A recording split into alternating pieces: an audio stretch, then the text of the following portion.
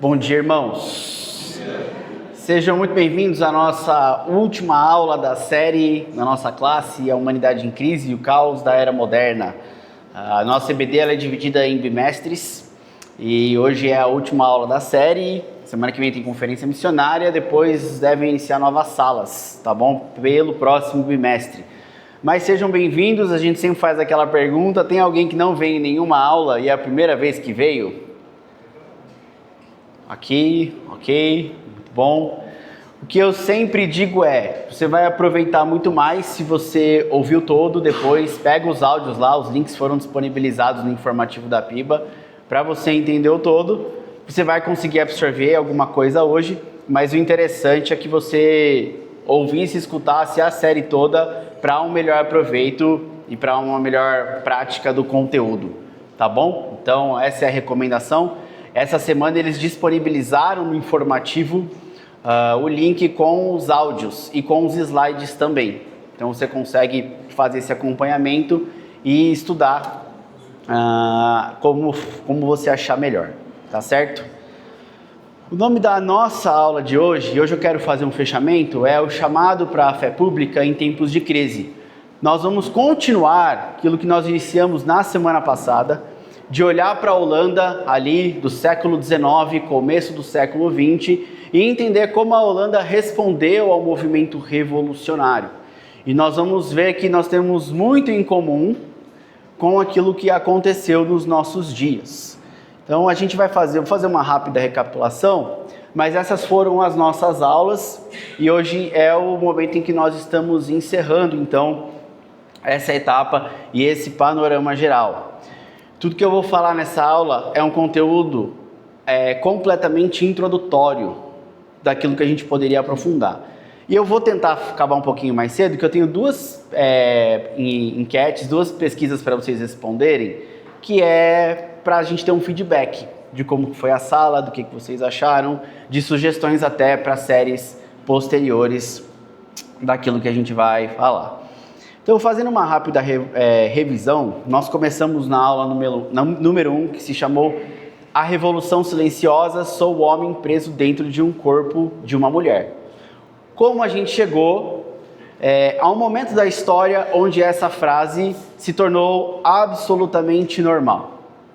Nós exploramos raízes filosóficas e culturais, a definição do self, a definição do que era a revolução sexual, e nós começamos a introduzir os conceitos que mudaram ao longo do tempo para que a gente chegasse nesse cenário onde uma frase dessas fosse tratada como normal. Depois nós voltamos 500 anos e mostramos como que isso começou, como que aquele mundo medieval, onde a vida ela era religiosa, onde o homem ele era religioso, era a comunidade que o cercava, que definia quem ele era, como que isso deu lugar ao homem psicológico. E a gente viu que a reforma protestante trouxe unidade para a igreja, trouxe princípios do evangelho, mas ela trouxe liberdade de expressão, liberdade de imprensa e permitiu com que outros pensamentos, como o humanismo, o iluminismo, se desenvolvessem. Que os filósofos surgissem e começassem a tirar o significado das coisas, trazer para a mente e deixar Deus de lado. Na aula 3 nós vimos uma virada de chave, a pergunta, o homem nasce bom? E nós vimos a revolução, a virada de chave, que toda aquela filosofia iluminista, dos filósofos que eles discutiam nas elites, não estava conectando com o povo. O povo tinha suas preocupações medievais, do que ele ia comer amanhã, igualzinho nos dias de hoje. O povo não está preocupado com o que o diretório acadêmico da USP ele está discutindo. Ele não está preocupado com o que a Faculdade de Filosofia e Ciências Humanas da USP está discutindo. A maioria da população brasileira também não tem as nossas preocupações. Ele está preocupado com que ele vai fazer 3 refeições por dia. Essa é a realidade da maior parte da população. Então, ideia, se você vai falar todes, se você é um homem preso dentro de uma mulher, dentro do corpo de uma mulher, isso não desce para o povo, a menos que você faça alguma coisa. E foi o que na época, então, Jean-Jacques Rousseau faz. E ele transforma toda aquela filosofia, toda aquela ideia iluminista da razão, numa religião do povo. Ele começa a mexer com o sentimento, ele começa a mexer com o coração das pessoas, e as pessoas então começam a abraçar essas ideias.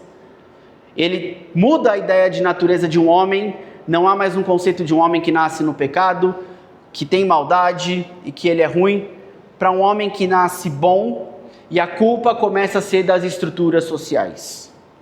Então, você foi assaltado e o ladrão roubou o seu iPhone porque ele está fazendo justiça social. Aí você ouve a esquerda falar isso, você dá risada, acha que ele é louco, só que isso começou há 3 séculos atrás.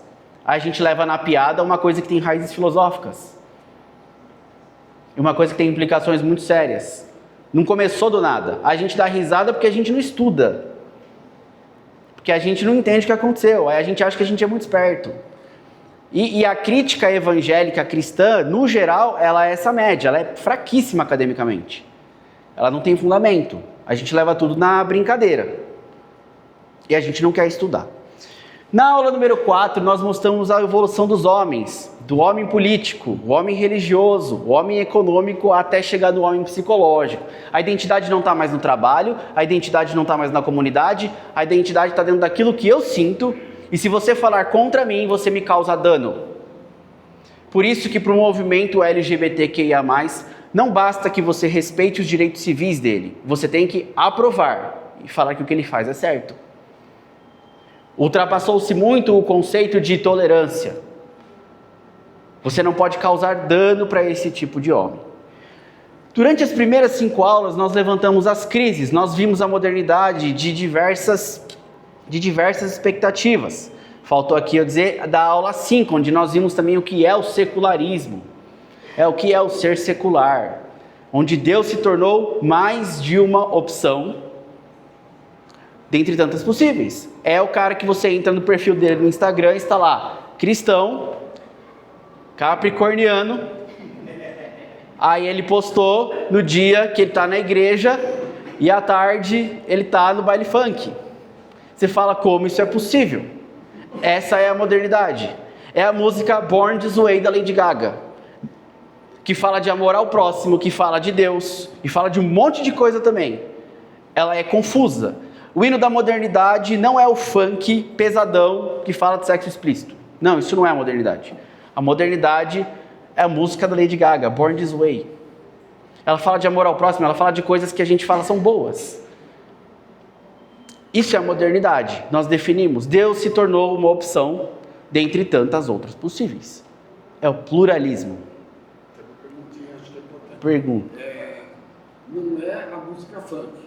Mas você falou, é um outro tipo de música. Aí eu não ouvi. Não, a ideia, a música que eu trouxe aqui é uma música da Lady Gaga, uma cantora, que chama Born This Way, que é Eu Nasci Dessa Forma. Sim. Ela fala, eu nasci desse jeito. E ela vai contar várias coisas, eu passei aqui a música na aula, inclusive. Ela representa muito mais as ideias da modernidade, que é sutil. A modernidade não exclui Deus. Nós não estamos dentro de um mundo que é ateísta. As pessoas lá fora, elas não negam a existência de Deus. Elas acham legal você ter um lado espiritual nos grandes centros urbanos. Então a modernidade, ela é confusa. Ela é confusa. Ela mistura tudo. Ela é fragmentada. E na semana passada nós começamos a ver isso dentro da história, o projeto da modernidade que surgiu lá atrás, como que nasce a resistência cristã moderna. E nós mostramos o holandês Guilherme Groen van Prinster, que escreveu uma obra chamada Incredulidade e Revolução, mostrando que a Revolução Francesa não era apenas um evento político, mas um fenômeno espiritual, cujas suas raízes estavam na rejeição da fé cristã e na autonomia humana. E lembra que eu fiz a pergunta, que ano que foi escrito Incredulidade e Revolução, e teve um jovem, um adolescente que acertou. Eu comprei o chocolate dele, ele não está aqui, eu acho, e eu também não trouxe o chocolate, que eu esqueci, mas está comprado, tá bom? Mas eu dei porque essa obra foi escrita no ano de 1848, no mesmo ano do Manifesto Comunista de Marx e Engels. Enquanto Marx e Engels falava que o motor da história era econômico e social, Van Prinster estava falando, o motor da história é espiritual e ele é moral. Ele é moral. E Van Prinster então propõe que apenas uma renovação da fé cristã poderia oferecer uma alternativa ao espírito da Revolução Francesa? Sua análise desenvolve e inicia o que nós chamamos de movimento de neocalvinista, que é o que nós começamos a estudar aqui. Lucas, por que neocalvinismo? Calvinismo surge no século XVI pela Reforma Protestante com João Calvino. Calvino não tinha que lidar com as questões da modernidade.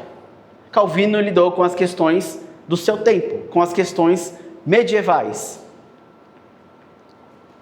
com as questões do catolicismo romano. O neocalvinista é porque aqueles que herdaram a fé de João Calvino, os dogmas confessionais, precisaram lidar com as questões da modernidade, com as questões do seu tempo. Por isso você acrescenta o prefixo neo.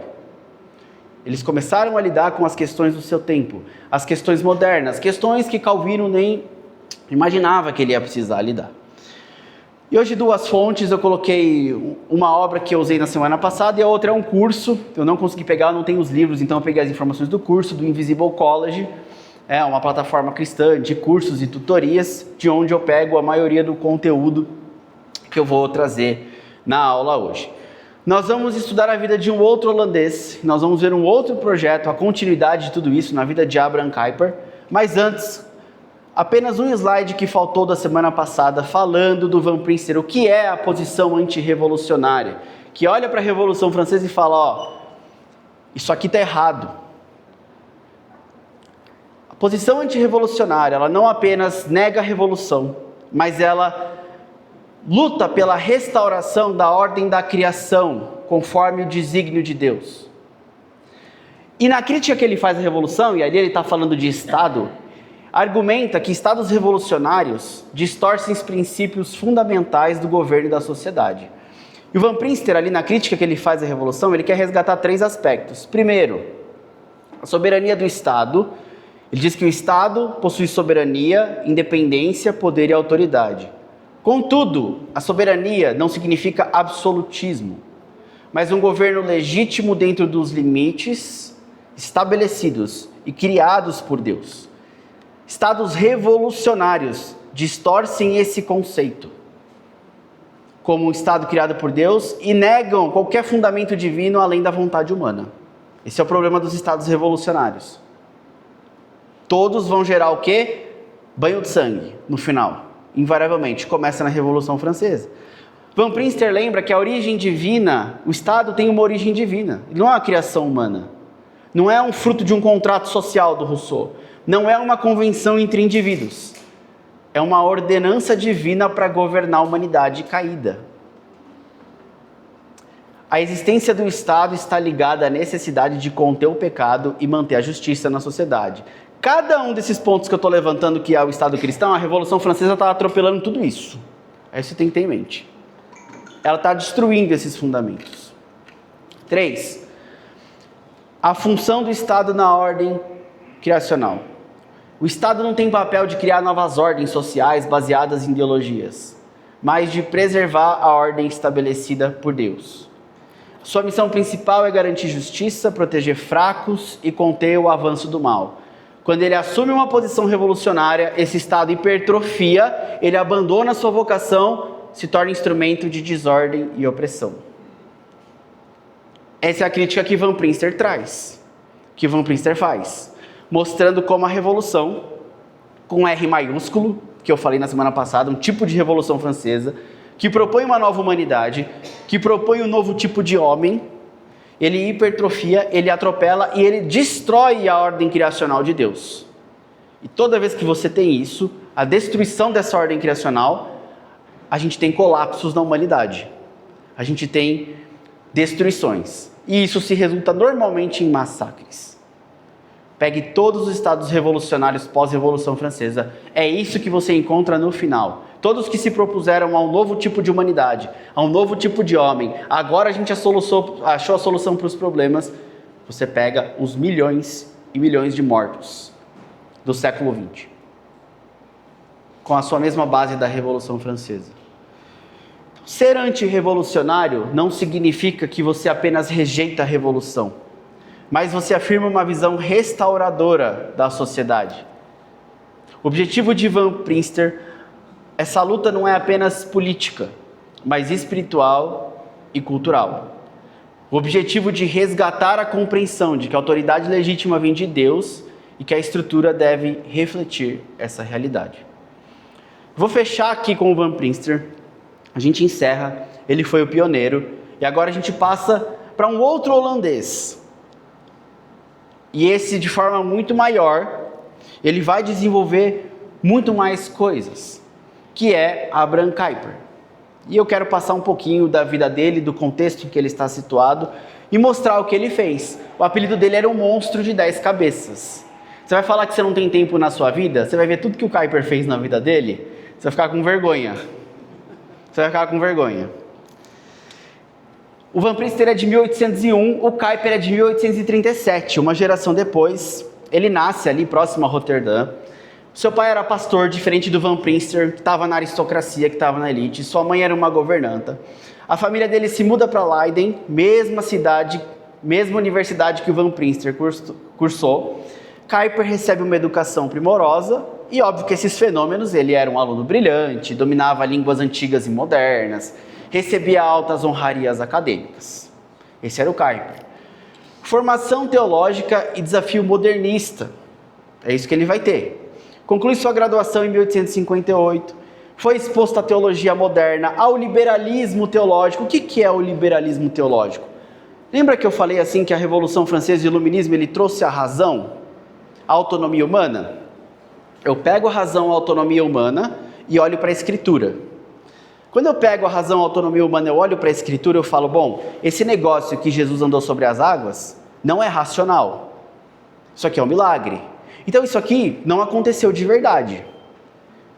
Quando eu olho para a Escritura de acordo com a autonomia humana. Então você começa a falar que muitas coisas na Escritura não são de verdade. Quando que na verdade nós precisamos pegar a razão, que foi, Deus nos deu a razão, e ela não tem que tomar o lugar de Deus e o lugar da revelação. Nós pegamos a nossa razão e nós submetemos ela à revelação. O iluminismo ele inverte, ele pega a razão e ele coloca por cima da revelação. E eu começo a olhar para a revelação com a autonomia humana. Então a Escritura, o sobrenatural, ele não faz sentido. Você começa a tirar tudo isso. O Kuyper vai crescer nesse movimento. E aí eu vou dizer para vocês que o Kuyper ele vira pastor e depois ele se converte. Você vai falar, como assim? O Kuyper ele vira pastor e ele se converte. Por quê? A igreja na Holanda era estatal naquela época ainda. Era protestante, mas era estatal. Pastor era funcionário do governo. O Kuyper foi designado para pastorear uma cidade lá no interior da Holanda que ele não queria. Então ele era brilhante, um acadêmico brilhante, mas ele estava imerso nesse liberalismo teológico. E a congregação dele, que vai pastorear ele, e ele vai se converter sendo pastor, porque ele pegou uma congregação ortodoxa. Incrivelmente. O Kuyper ele se converte depois disso. E a história de Kuyper é maravilhosa, vale a pena você olhar para a biografia dele depois, você entender tudo o que ele fez. Mas ele, ao entender isso, entender o problema do liberalismo teológico, ele vai se tornar um dos maiores defensores de uma visão cristã da sociedade. E aqui eu vou falar um pouquinho do legado dele antes da gente ir para a principal ideia dele que a gente vai ver hoje. E o Kuyper ele tinha os fundamentos bíblicos e teológicos para a sua vida pública. E antes da sua morte, em 1920, ele deixou, gente, um vasto legado intelectual e político. Ele atuou em diversas frentes. Vamos lá, você fala que você não tem tempo, a gente não tem tempo. Produção acadêmica e jornalística. Publicou inúmeros livros, sermões, panfletos e discursos parlamentares. Foi editor-chefe de um jornal diário por 5 décadas. Kuyper era jornalista.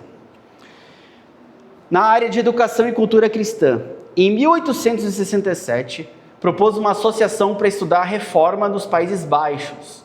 Trabalhou pela liberdade da educação cristã nas escolas nacionais. E ele fundou a Universidade Livre de Amsterdã para promover o ensino reformado. Quem aqui fundou uma universidade na vida? Foi editor-chefe de um jornal por 5 décadas. Ele fundou uma universidade. Ele fundou a Universidade Livre. Mas, em 1879, ele funda o Partido Antirrevolucionário na Holanda, o primeiro partido político formal. Kuyper vira deputado no parlamento e em 1901 a 1905 ele foi o primeiro-ministro da Holanda. Um parênteses aqui, quando ele começa a vida pública ele deixa o pastoreio, tá? Não era pastor ali, candidato, nada disso. Ele deixa. Detalhe, teve 7 filhos. Tava aí, não tava aqui, Também teve tempo para tudo isso. Deputado, primeiro-ministro da Holanda, Kuyper entendia que Cristo era soberano sobre todas as áreas da vida, incluindo política, cultura e educação, e o seu ativismo era uma resposta prática à sua fé.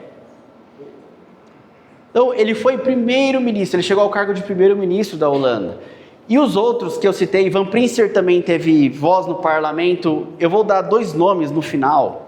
Alguns devem conhecer, quem é da teologia conhece, Herman Bavinck também. O Bavinck também teve cargo político, eles estavam atuando, eles entendiam que a resposta da fé pública é na praça pública. E aqui, uma aplicação. Conversão de Kuyper gerou uma conversão na sua visão de mundo e vida. Qual que é o problema do evangelicalismo brasileiro? A conversão do Kuyper não foi apenas uma experiência emocional, subjetiva, que dá o quentinho no coração. Que muitas vezes nós limitamos a conversão a isso. Quando foi seu encontro, aceitou Jesus. A salvação como algo individual, como algo que só mexe e importante é a sua experiência. Ele compreendeu e entendeu que a fé cristã não se limitava à salvação individual ou a um futuro no céu, mas ele falou, essa salvação precisa impactar todas as áreas da vida. A educação, a cultura, a sociedade e a política.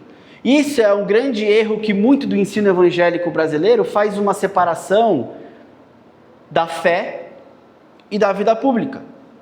A conversão é apenas um meio de salvar almas, então é importante a gente salvar almas, mas as famílias, a cidade, a sociedade, a gente deixa para Satanás. Não há impacto do evangelho na transformação da sociedade. E Kuyper, ele vai nos lembrar que Cristo reinava sobre tudo, não somente sobre o coração do crente, mas também sobre a política, a cultura e as esferas da existência. No chamado para amar a Deus em nosso ser, que também inclui a nossa mente, o nosso trabalho, as nossas decisões, o nosso engajamento na sociedade. Olha para a exposição de Deuteronômio, você entende que, claro, Israel era um país, era uma outra circunstância, mas que ele começa a dizer formas de agir em questões que a gente fala, por que ele está falando disso aqui? Em áreas da vida, desde a ação social, se você for lá e você fizer a colheita do trigo e você deixar as coisas lá, não passa para recolher a sobra, deixa para o pobre, deixa para o estrangeiro, que vai passar ali não tem o que comer. Desde princípios para a justiça social, está ali.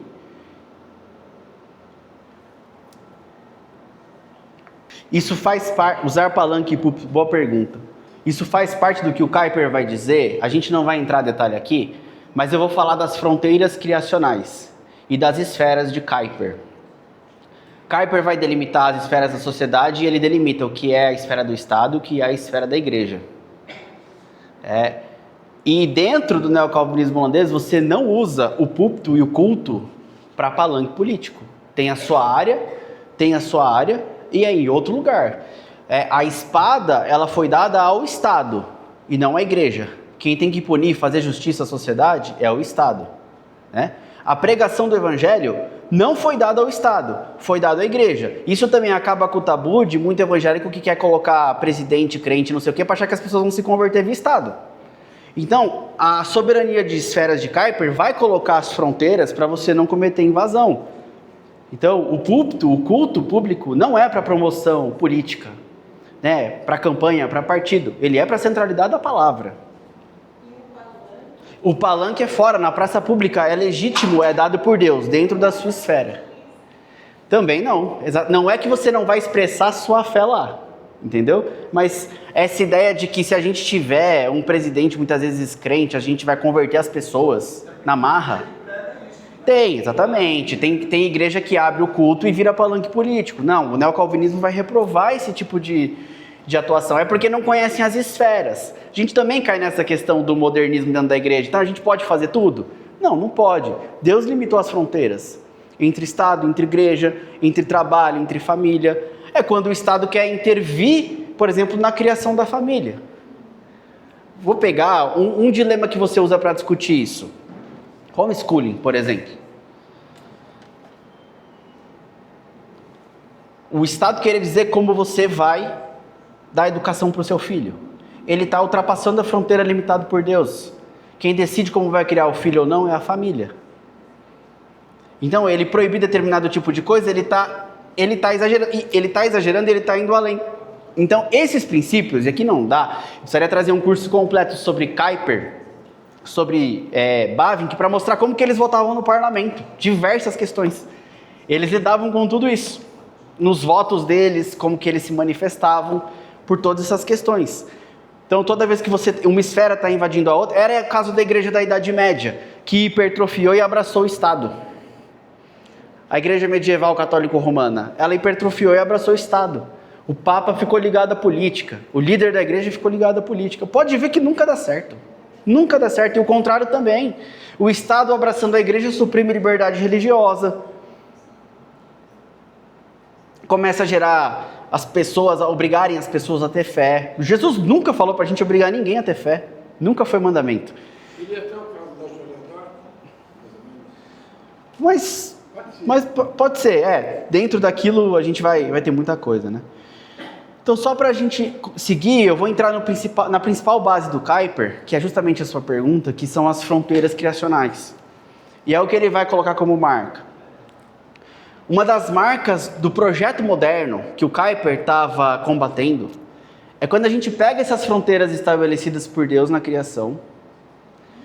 A lei de Deus define essas fronteiras essenciais, distinção entre criador e criatura, distinção entre homem e mulher, distinção entre igreja e Estado e tantas outras. A modernidade pega essas fronteiras e começa a borrar essas distinções. Ela promove a ideia de um mundo autônomo, sem limites definidas por vontade divina. Ela está borrando a diferença. Por isso que sou homem preso dentro de um corpo de uma mulher, dentro da modernidade, começa a fazer sentido. Ela borra as fronteiras. Borra as fronteiras entre igreja e Estado. Você começa a ter distorções. E o projeto do Kuyper, projeto público do Kuyper de teologia, consistia em reafirmar essas fronteiras criacionais e restaurar a ordem de Deus em cada área da vida. Então ele entendia que todas essas esferas da sociedade, a família, a igreja, o governo, a educação e a economia, deveriam operar dentro dos limites estabelecidos pelo Criador. E quando esses limites são ultrapassados, você tem distorções gravíssimas e seríssimas sobre isso. Porque o conceito de renascimento do Kuyper no Novo Testamento, Jesus ele restaura todas as coisas, a redenção não se restringia apenas à salvação individual, mas para todas as áreas da vida. É sinalizar o reino de Deus no presente, testemunhando justiça e restaurando a ordem criada. Esse era o projeto. E o que ele vai dizer? Sem a Escritura, sem a revelação de Deus, não há critério confiável para você definir essas fronteiras. Apenas a revelação de Deus pode nos dar uma base clara para construir e preservar a ordem criacional em meio ao caos da modernidade. Lembra quando Jesus fala aquela ideia de ser sal da terra, impedir que se apodreça? O que o sal fazia quando você não tinha geladeira? Conservava. A ideia. Por que você pega países onde catástrofes humanitárias aconteceram por revoluções e outros que conseguiram manter essas fronteiras e essa ordem, não aconteceu?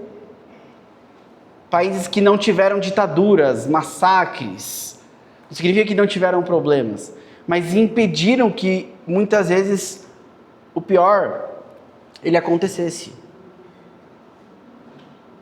Porque o mundo ele foi criado e ele tem toda essa lei criacional que a gente tem, essas fronteiras que Deus estabelece. E uma vez que a gente começa a borrar elas, a gente começa a distorcer elas, a gente traz problemas.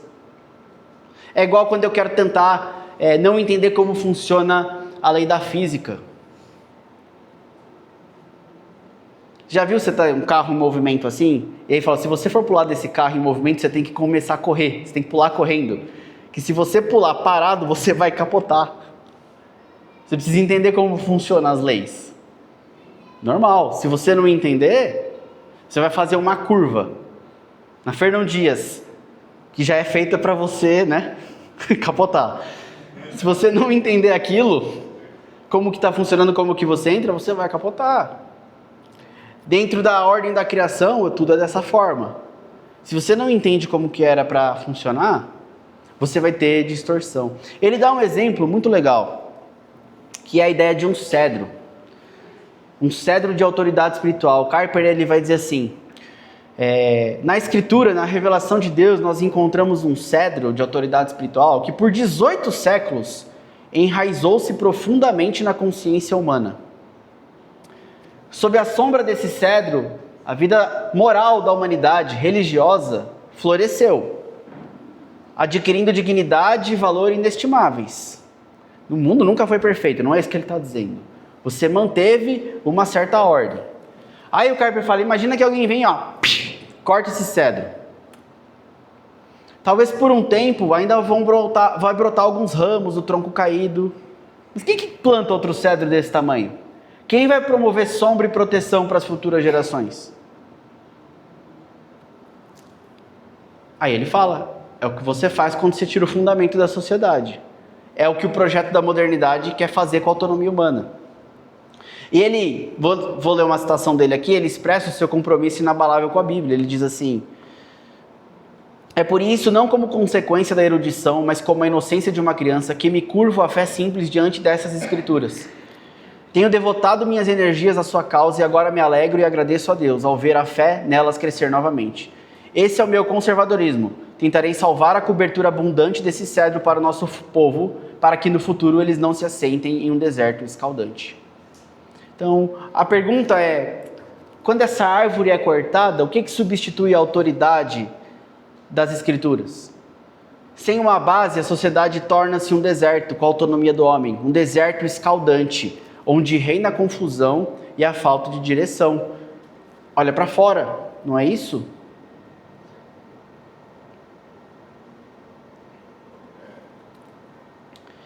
E como que ele lidou com o modernismo? E ele vai falar, os ataques às fronteiras. Qual que é o perigo da modernidade? E o Kuyper, ele vai fazer o alerta assim, os alicerces mais firmes estão sendo destruídos. Nossos princípios mais profundos e queridos, desarraigados. Parece que os gritos da Revolução Francesa em 1793 foram apenas o prelúdio da poderosa marcha de batalha que agora toca em nossos ouvidos. Modernismo para o Kuyper, a modernidade não era apenas uma nova forma de pensar, mas o sistema mais coerente e mais forte já criado contra o cristianismo. Ele via essa ideologia como uma força que borrava as principais fronteiras estabelecidas por Deus. Vou bater nessa tecla bastante vezes aqui. As fronteiras entre Deus e o mundo, as fronteiras da criação, ordem, propósito e distinção são apagados. Os limites da moralidade e da verdade, tudo então se torna relativo. E aqui é que ele faz? Kuyper afirmava, não tem como a gente fugir do nosso próprio tempo. O modernismo exige que ou aceitemos que a nossa fé seja abalada ou entremos na luta. Não há espaço para neutralidade. E o chamado dele, o que ele fazia era, resistir ao modernismo, é uma obrigação. A lua de mel da impassibilidade acabou. Aqueles que são comprometidos com a verdade não podem hesitar. Era muito melhor. De novo, gente, o crente não foi chamado para ficar lamentando. Toda geração passou por problemas, toda geração passou por crise. Não é para ficar de mimimi. Os tempos são esses. Deus nos colocou aqui. O que nós vamos fazer?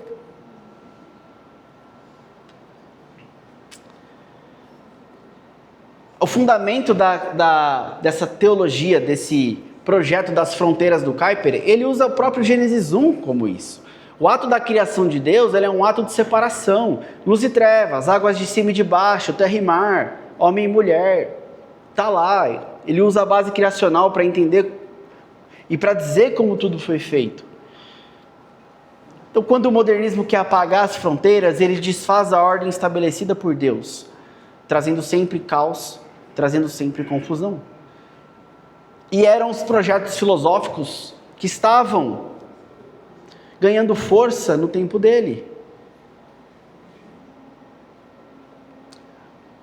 Seja no idealismo, no empirismo, no racionalismo, no idealismo, no ismo que você quiser. Os projetos de autonomia da razão foram ganhando espaço. Muitos foram colocando Deus como uma opção. Mas isso começou a fazer que as fronteiras se apagassem até que as principais tragédias da humanidade se iniciassem. E eu volto aqui ao que eu mencionei na aula 1. O Kuyper, ele lançou esse livro chamado Calvinismo. Esse livro são as palavras Stone, que aconteciam na Universidade de Princeton, nos Estados Unidos. Kuyper foi da Holanda em 1898 dar palestras. Esse livro é muito bom, a linguagem dele é bem acessível, é uma boa introdução se você quiser aprofundar o conteúdo aqui da aula, tá bom?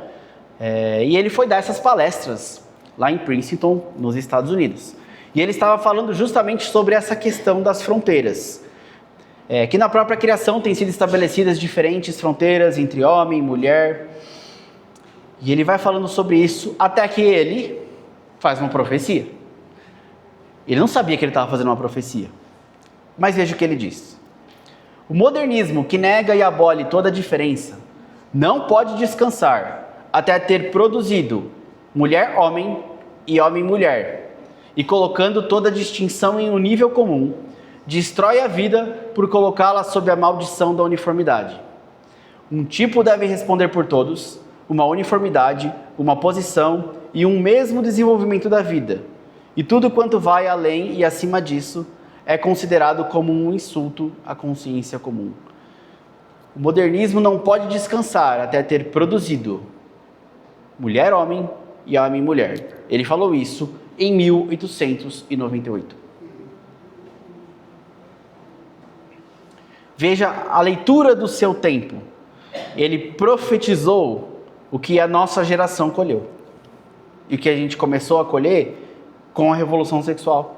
Porque ele já entendeu o que eram os alicerces do modernismo. Talvez quem escutou essa palestra aqui, lá em Princeton, entendeu que ele estava usando uma figura de linguagem, um exagero. Mas o Kuyper, ele não estava exagerando ao dizer que o projeto moderno não descansaria até ter produzido mulher-homem e homem-mulher, acabando com toda a distinção.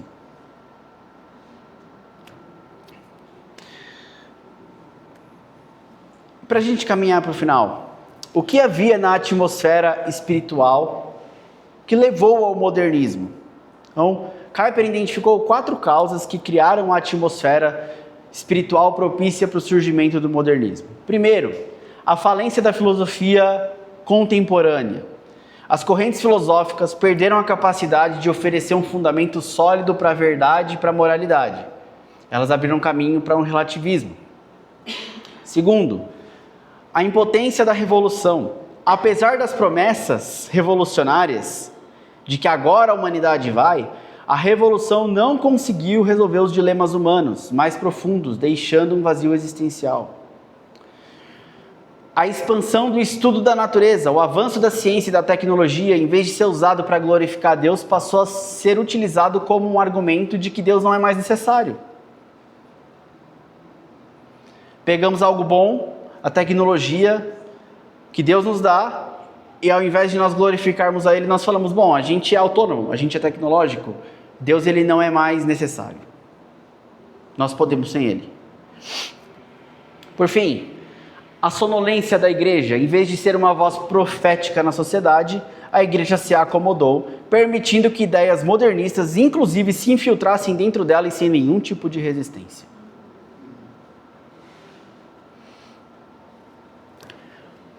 O modernismo, diferente do cristianismo, que parte da autoridade da soberania de Deus, tem como ponto de partida a autonomia humana.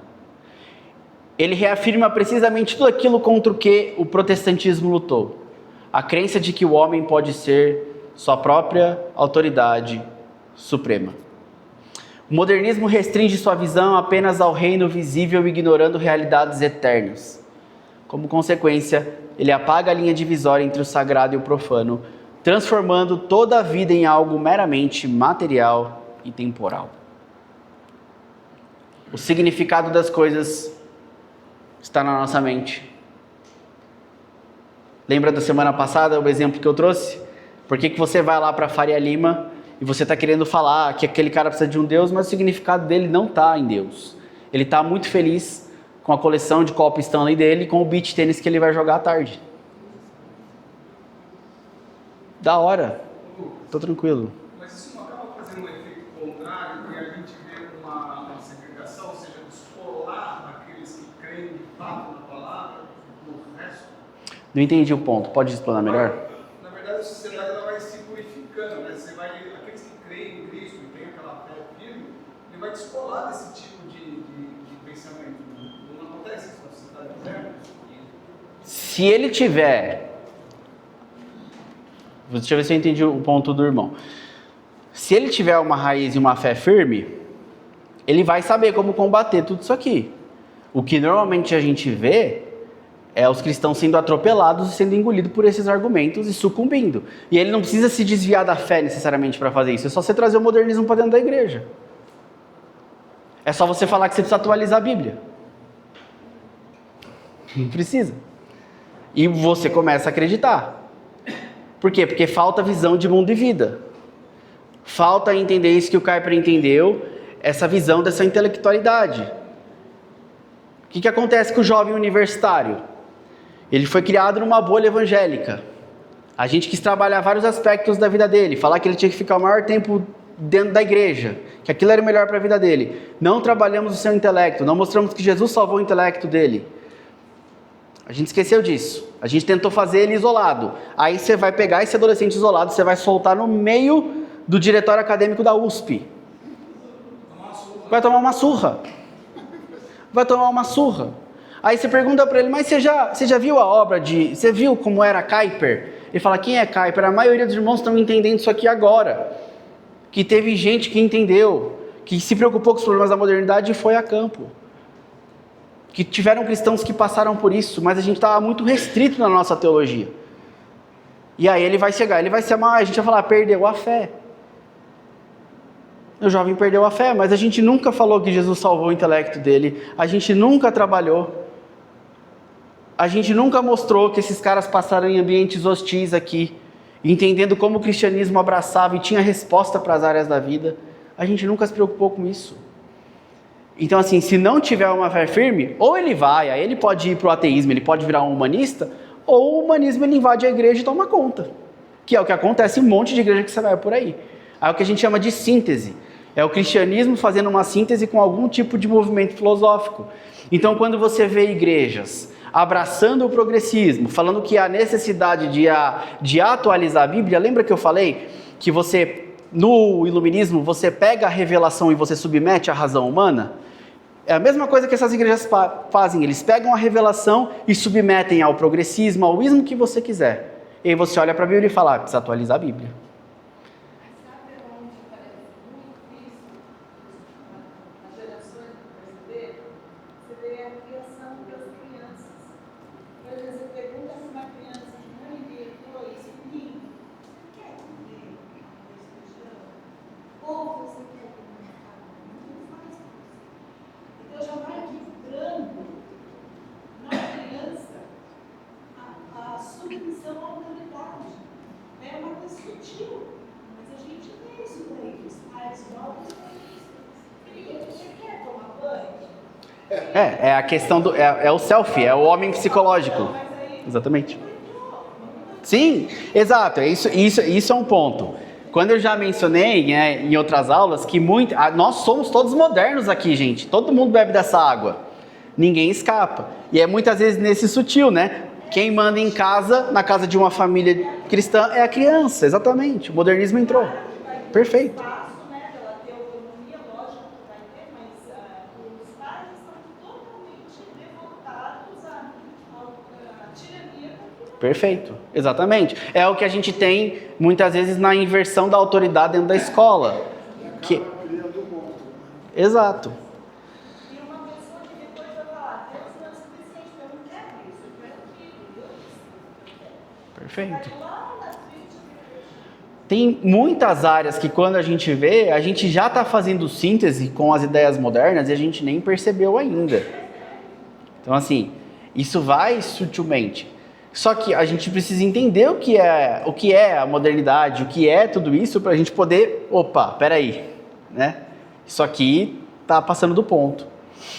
E o que o Kuyper, por fim, para a gente agora ir para os finalmente realmente, a graça de Deus na criação. Então o Kuyper enfatiza que a graça de Deus sempre permeou a criação dele, até depois da queda. O homem jamais esteve por um momento sequer sem a graça de Deus pairando ao seu redor, dentro dele.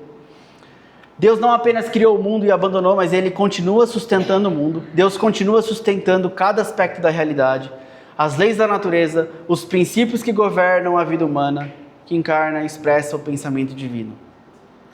Se tudo no universo veio existir por meio de Cristo, então não há nada que não revele a sabedoria e os propósitos divinos. Cada criatura, cada lei da natureza e cada princípio são expressões da realidade da mente de Deus. Toda a ordem da criação reflete uma operação de Deus. Por isso, o progresso das coisas segue um plano estabelecido por Deus. A forma e a estrutura do universo não são acidentais, mas também desenhadas por Deus. Os princípios orientadores da vida humana refletem essa ordem divina. Por isso é importante de entender, de fixar as fronteiras. E que toda vez que essas fronteiras tentam ser apagadas, a gente vai emergir no caos. Eu vou dar um ponto aqui que tenho apenas 10 minutos. E eu quero só finalizar que isso que eu dei, gente, foi a pontinha da pontinha do iceberg do que e do que o Kuyper escreveu sobre muitas outras coisas. E do neocalvinismo como um todo. Apenas para citar outros dois aqui. O neocalvinismo além de Kuyper, o futuro da tradução. Herman Bavinck, contemporâneo do Kuyper ali também, ampliou e refinou a teologia de Kuyper, buscando equilibrar graça comum, graça especial, destacando a relação entre revelação e cultura. E quem vai pegar esse projeto teológico do Kuyper e transformar isso numa filosofia, numa teoria de realidade, é Herman Doivert, que desenvolveu a filosofia reformacional, que propõe uma visão abrangente analisando as esferas da realidade a partir de uma estrutura, de uma ontologia, uma teoria de realidade. Doivert vai fazer disso tudo que eu falei um projeto filosófico. Não vou entrar nisso agora, os aspectos da realidade, os aspectos modais de Doivert, porque é filosofia mesmo. O conteúdo aqui é bem introdutório, mas para você ver onde isso vai dar. O neocalvinismo se desenvolveu muito mais além. Hoje, o partido do Kuyper, acho que tem 5% do parlamento holandês, porque se você já foi para a Holanda, você sabe como é que está lá hoje. Então assim, mas esse projeto, na minha concepção e na minha análise, foi a melhor resposta que o cristianismo deu para a modernidade. Foi o neocalvinismo que desenvolveu. E desafios e oportunidades, questões atuais como tecnologia, inteligência artificial, cultura digital, transhumanismo, bioética, exigem uma cosmovisão cristã madura. E aí, os aspectos filosóficos do Doivert, a filosofia reformacional, vai desafiar esse dualismo moderno, propor uma visão integradora de vida, onde fé e pensamento não são separados.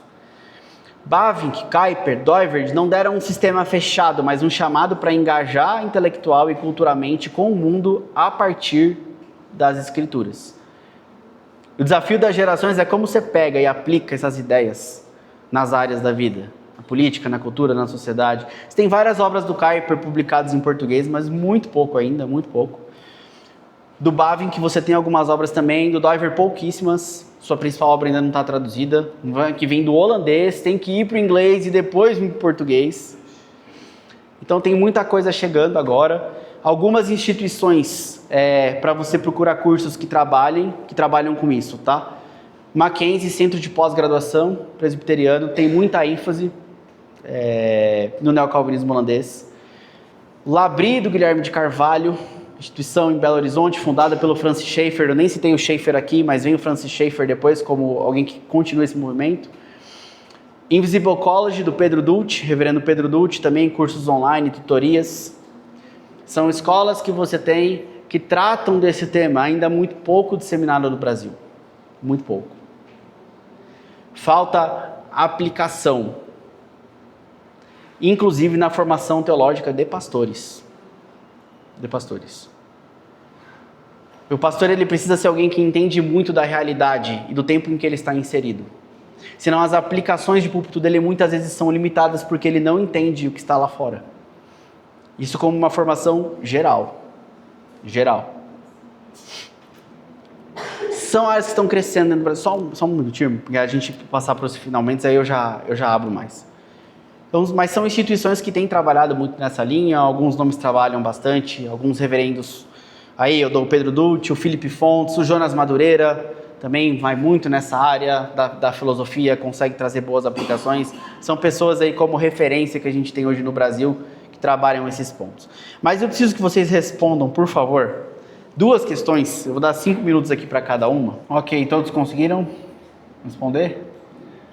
Maravilha. Vamos finalizar então, meus irmãos. Deixa eu orar aqui para a gente finalizar nosso tempo. Obrigado, Senhor, porque o Senhor nos concede a história de outros que tiveram que lutar as mesmas lutas que a gente luta. Obrigado porque o pioneirismo dele nos trouxe luz para entender como que a gente enfrenta a modernidade e os desafios, Deus. E mais importante aqui é que cada um entenda onde o Senhor nos colocou, o tempo em que vivemos e como nós somos chamados a nos submetermos à revelação, à vontade do Senhor e a ser sal e luz nesse mundo, a lutar pelos princípios, a lutar pela ordem para que o Senhor seja glorificado, lembrando que Jesus é Senhor de todas as áreas da vida. O Senhor nos abençoe, nos ajude a discernir os nossos dias e a lutar com coragem nos tempos em que o Senhor nos colocou. Em nome de Jesus, amém.